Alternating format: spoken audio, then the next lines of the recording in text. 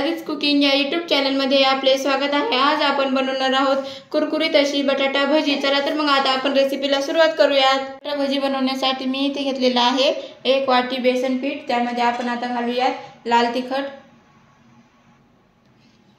थोडीशी हळद, थोडंसं हिंग यामध्ये आपण घालूयात, हिरवी मिरची, थोडासा ओवा यामध्ये आपण घालूयात आणि आता आपण यामध्ये चवीपुरतं मीठ घालूयात। आता हे आपण छान मिक्स करून घेऊयात। हे छान मिक्स झाल्यानंतर आता आपण यामध्ये थोडं थोडं पाणी घालून घट्टसर याचे मिश्रण बनवून घेऊयात।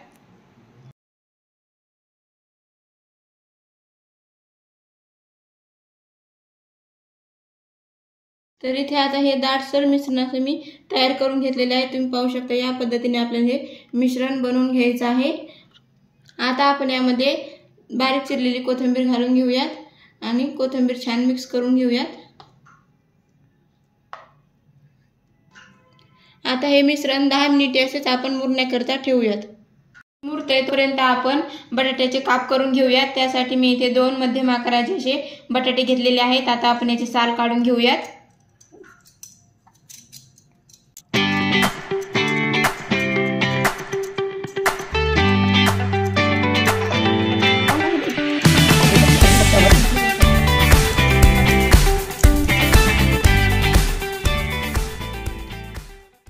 आता बटाट्याचे साल काढून झालेले आहेत। आता आपण बटाट्याचे काप करून घेऊयात।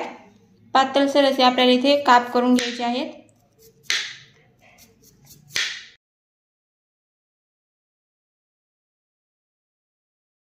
इथे मी छान असे बटाट्याचे काप करून घेतलेले आहेत। आता आपण भजी बनवायला घेऊयात।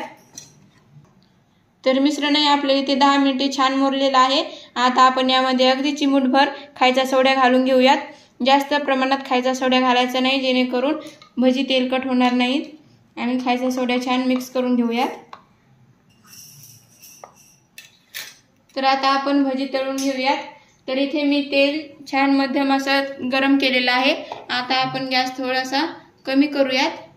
आपण मिश्रणामध्ये एकदा 2-4 अशी काप टाकून घेऊयात आणि मिश्रणामध्ये असं छान बुडवून भजी सोडूयात।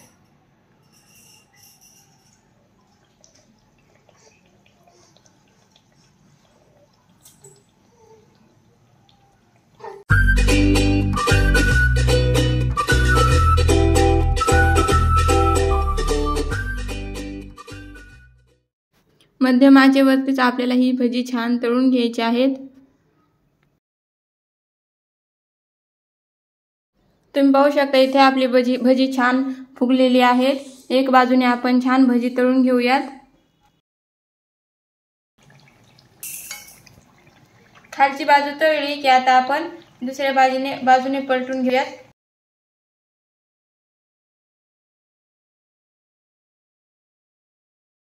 आता आपली भजी छान तळलेली आहेत। आता आपण काढून घेऊयात।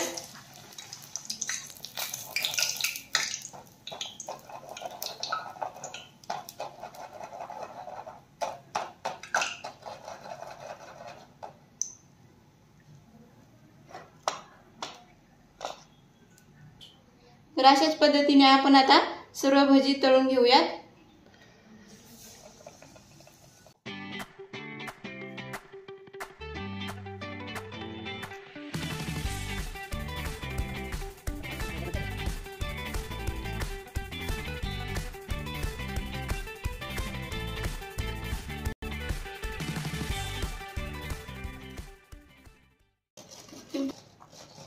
तुम्ही पाहू शकता आवाजावर किती छान आपले कुरकुरीत असे भजी तयार झालेले आहेत।